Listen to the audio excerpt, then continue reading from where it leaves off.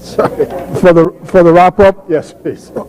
Chair recognizes Honourable Member for Fox Hill. Oh, well.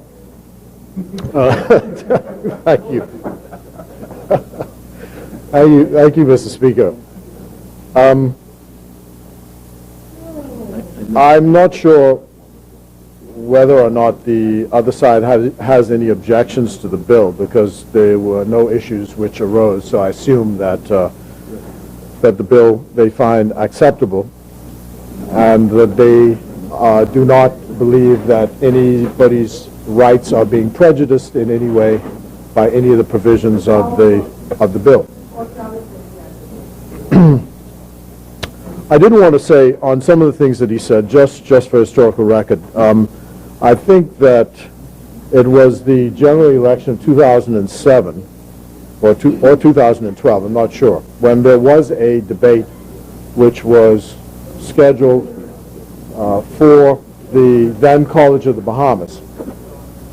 And all of, if my recollection is correct, all of the members of Parliament, all of the sides represented then in that election showed up to the debate, with the exception of the Free National Movement. So I'm not sure whether referring to the old to the crude old days and so on and so forth, whether that is in fact a correct reference, because I know there was a debate which was scheduled in one of the campaigns, and I'll show you whether it's 2002 or 07, at the University of the Bahamas, then at the College of the Bahamas. All right, so Mr. Turnquest showed up. But there was a debate which took place, and the Progressive Liberal Party's leader took part in that debate. I think the member was making the point that this is something that needs to be done, and suggesting that it had not been done in the past. So I was saying my recollection is it was done in the past. As for the Attorney General's office and the competence of its attorneys, and whether the Attorney General's office got it right. You know, law is a living thing. And sometimes you find out what you thought that you had passed, and what you believed, and what you'd been by practice. Sometimes another lawyer is able to find that it is not, or is able to convince a court that it's not what you thought it was. And this happens all the time. I just think of one prominent American case where there was a prosecution for a corruption offense. And this prosecutor was convinced that in situations where someone called up on the phone and asked you as a politician to make an appointment for someone, and I think the governor of this state got a gift of some kind, that this was a corruption offense. But when it went up to the Supreme Court said no. So that was a first for everybody. So you find these things out. And law is a living case. If you find you've made an error, you seek to correct the error. What I think is important is, when one is correcting an error, and it's not for me to put the opposition's case, but when one is correcting an error, you want to be sure that the rights of the Bahamian people, the potential defendants, are not going to be adversely affected in any way. That's the important point. Is what the government proposing, will it adversely affect the rights of Bahamians? That issue wasn't addressed at all. We believe it doesn't. We don't believe there's any vested right which is disturbed. But that issue was not addressed in the debate. But I would think that that would be an important point to put. Now, as for who represents what generation and the next generation and so on and so forth, I think everybody has to be concerned about what is called ageism. And I believe that the basic qualification to run for this place is that you need to be 21 years of age. My recollection is that the youngest member of Parliament that's been elected to this place may have been Stafford Sands or Sir Roland Simonet. They were in their early 20s. And they survived for quite a long time. Mr. Franklin Wilson came along in 1972. He may have been about 26 or 27 at the time.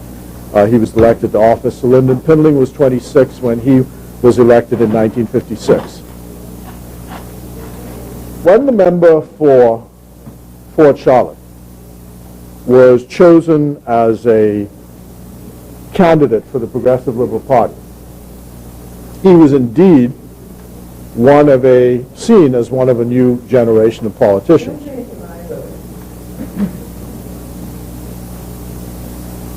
And I thought that his coming into the Progressive Liberal Party would be a benefit to the organization. Because you need to have, in any organization, a range of ideologies, a range of ages, a range of races, a range of thoughts. And the one thing that particularly impressed me is because I knew him when he was a youngster at St. John's College. And the West Indies Commission was visiting the Bahamas to talk about what the future of the Bahamas would be. And we were casting around. I was then head of a party called PDF. We were casting around to find someone who would be able to speak into the future. And this was no doubt a bright young man. In fact, if you look at his history and his resume, you will see, and I told my colleagues this, you will see that this is a man who's been the head of almost every organization that he's joined. So that tells you, if you're bringing him into your organization, what you're looking at. This is a man who's not going to be content to stay on the back benches. He obviously had ambitions for the top. Now, here's the thing I keep trying to figure out, right? All my life, the Deputy Prime Minister's life, the two of us have a similar track. No, not the same essentially the same cohort. And, you can make light of this if you want. But people to get in this House of Assembly is a rare favor, a very rare favor. It's very difficult to get here. And people who get here, the number, and difficult to state, the number of kids, yeah, but you look at, I'm saying the number of kids, you look at the number of kids who want to run, who want to be members of Parliament. And I think it is precisely because they see a young man like the member for Fort Charlotte, who gets up and he could say anything he feels like, anytime, just say whatever he wants. And I'm sorry, I know that the member wants to trivialize this. I'm not seeking to be trivial. Please, I'm not seeking to be trivial. He wasn't trivial when he was talking, making his remarks at me, and I wish you'd just take it in that light for once. No? I'm not seeking to be trivial.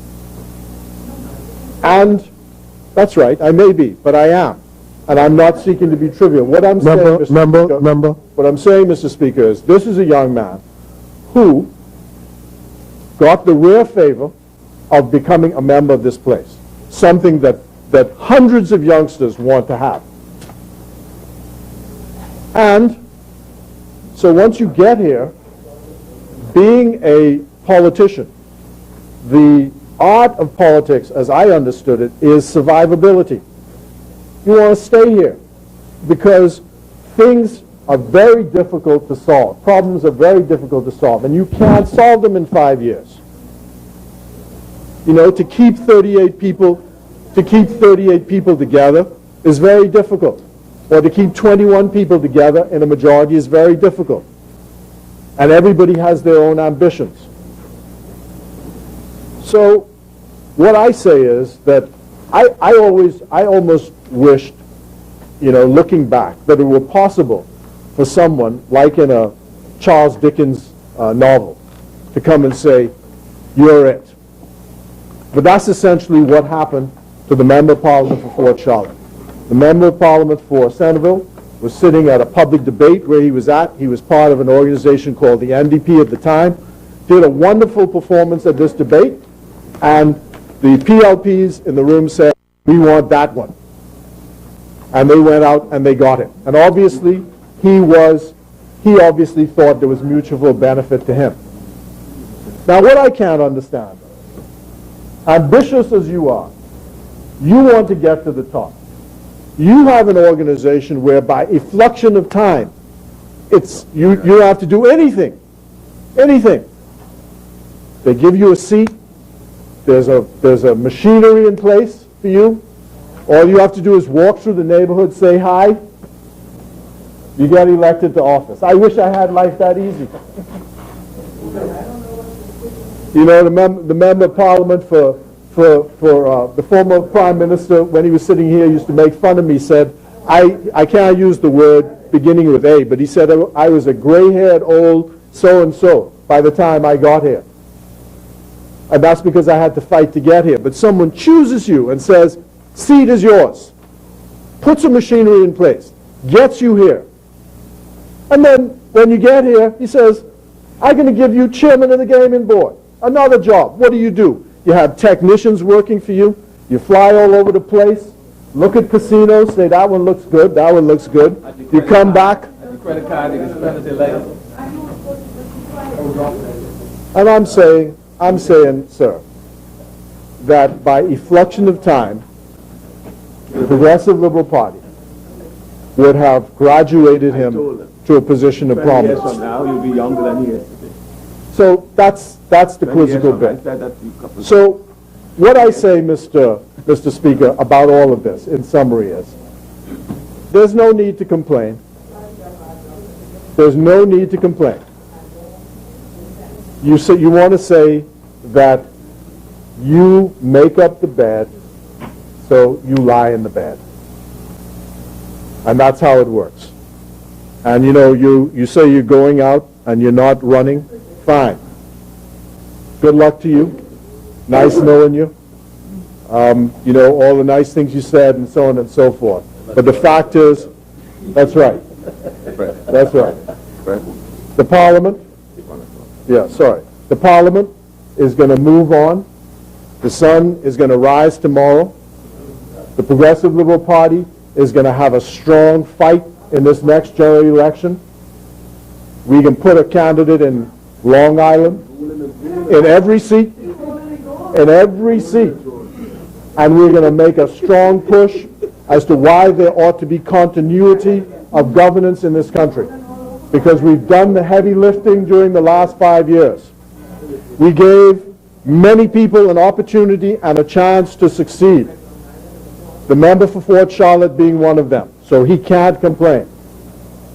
And I'm happy that on this occasion he's able to say thank you to us for giving him the opportunity to get up and say all those things that he said, good and bad. And so by demonstration, he has shown that the Progressive Liberal Party is still the greatest political organization in this country.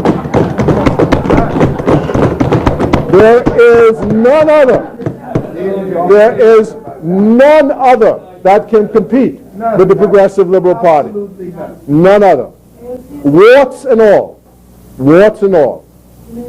And we pledge, sir, as we face this country in the next general election, to provide a promise of good governance,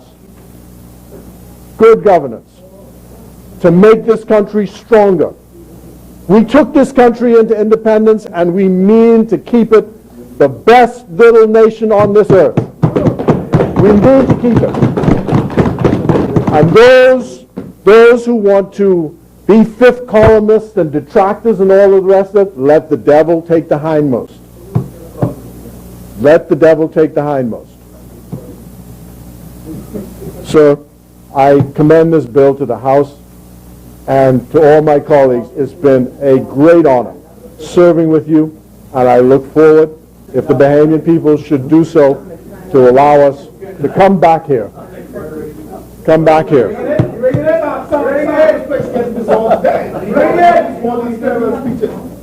Thank you. Oh, And I thank you, sir, for your indulgence. thank you.